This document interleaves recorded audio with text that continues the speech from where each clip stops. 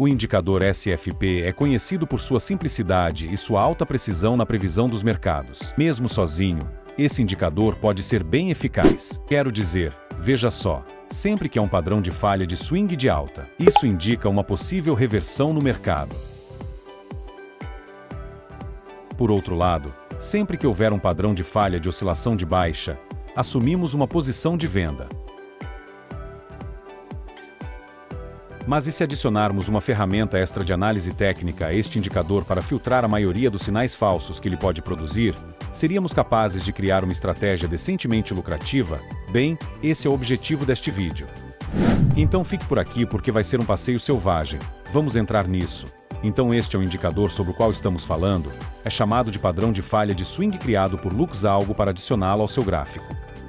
Você deve ir para TradingView e, em seguida, carregar qualquer ativo de negociação que desejar em qualquer período de tempo. Eu usarei o período de 5 minutos do GBPJPY. Depois disso, clique nos indicadores e digite o padrão de falha de swing. E vai ser este da LuxAlgo.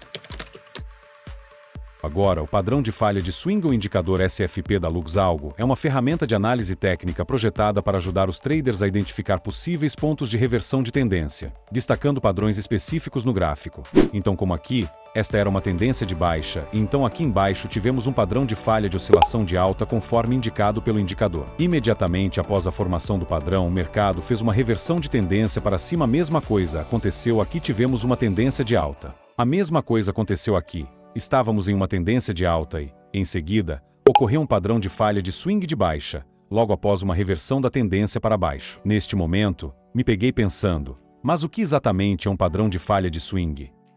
Bem, um padrão de falha de swing ocorre quando as sombras das velas se movem além de uma máxima ou mínima recente, mas acabam fechando de volta, dentro do intervalo anterior. Para entender isso melhor, na verdade é bem simples. Deixe-me mostrar para você. Aqui, por exemplo, esta foi uma mínima de swing, e então, olhando para esta vela, ela empurrou para baixo da mínima de swing com a sombra, e depois voltou a subir e fechou acima da mínima de swing.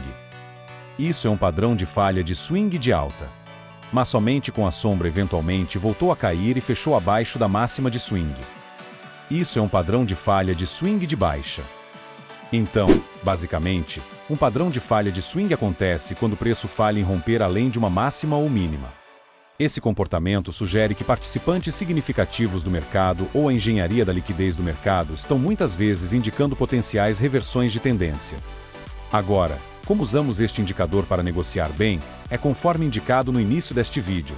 Sempre que houver um padrão de falha de oscilação de alta, queremos assumir posições longas, inversamente.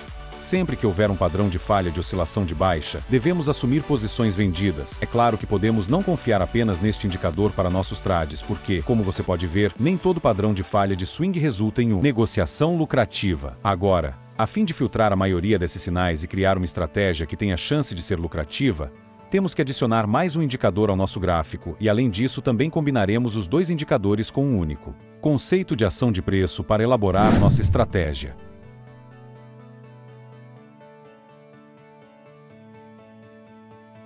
Agora vamos adicionar o indicador complementar que precisamos no indicador pesquisado. Você deve digitar 7 EMA sublinhado FIFMA. Este é realmente um bom indicador de tendência, usado em alguns de nossos vídeos antes. Agora parece confuso, mas você só deve clicar 2 vezes nele para que possamos alterar algumas configurações. Então devemos apenas manter os primeiros 4 EMAs, o que significa que devemos desativar tudo isso basicamente do EMA 5 até o final. E então na aba de entrada vamos alterar o comprimento desses 4 EMAs. O primeiro deve ter um comprimento de 8 seguido de 13 para EMA 2 21 para EMA 13 34 para EMA 4 agora para as cores que você deseja escolher qualquer combinação de cores que você precisa. Para mim, normalmente uso vermelho para o primeiro EMA, amarelo para o segundo EMA, azul claro para o terceiro EMA e depois verde para o último EMA. Depois disso clique em OK para que possamos revisar as condições para as posições tomadas. Agora, antes de explorarmos as condições de entrada, esses 4 EMAs serão usados para identificar a tendência. Sempre que estiverem alinhados assim, é uma tendência de alta. Inversamente, sempre que estiverem alinhados assim, é uma tendência de baixa. Para não assumir uma posição comprada usando esta estratégia, essas são as condições. Primeiro, devemos confirmar se o mercado está em uma tendência de alta. Para isso usaremos o indicador 7 EMA sublinhado 5MA. isso é um bocado, mas basicamente.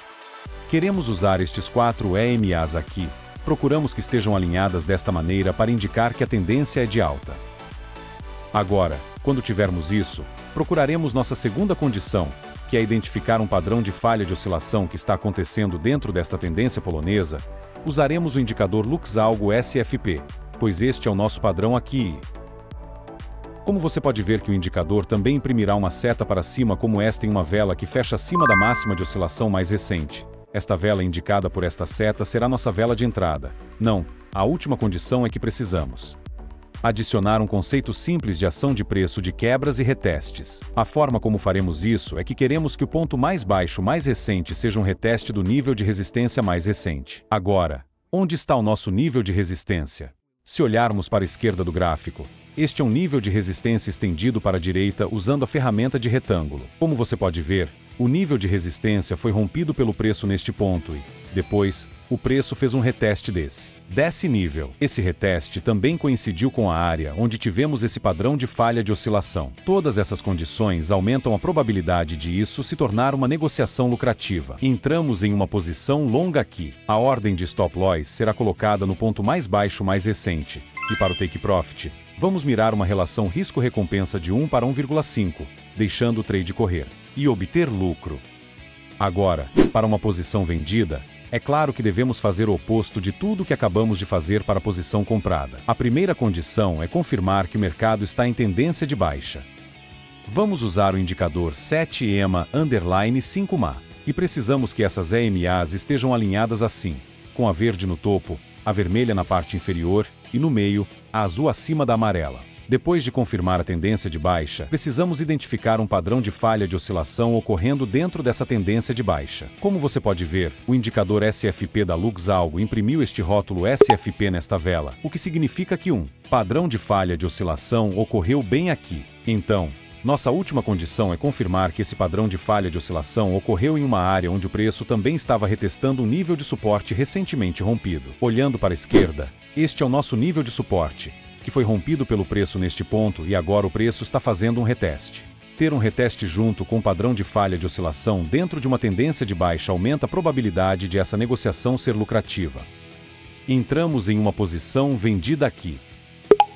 A ordem de stop loss será colocada exatamente no ponto mais alto mais recente e, para o take profit, vamos mirar uma relação risco-recompensa de 1,5, deixando o trade correr. E para o take profit, bem, isso é basicamente tudo para a nossa estratégia. Você identifica um padrão de falha de oscilação. Se for um padrão de falha de oscilação altista, você quer que ele ocorra dentro de uma tendência de alta e também deseja que ocorra ao mesmo tempo que o preço esteja fazendo uma quebra e um reteste de um nível de resistência. Esta é uma estratégia razoavelmente lucrativa. Vá em frente e faça um backtesting para ver o quão lucrativa ela pode ser em um período mais longo. Este vídeo não é um conselho financeiro. Então, obviamente, você não deve fazer negociações arriscadas. Faça seu próprio teste antes de negociar com seu dinheiro real. Isso é basicamente tudo. Espero que você tenha encontrado algum valor. Se encontrou, clique no botão de like abaixo e considere se inscrever para ficar por dentro das novidades. Até a próxima!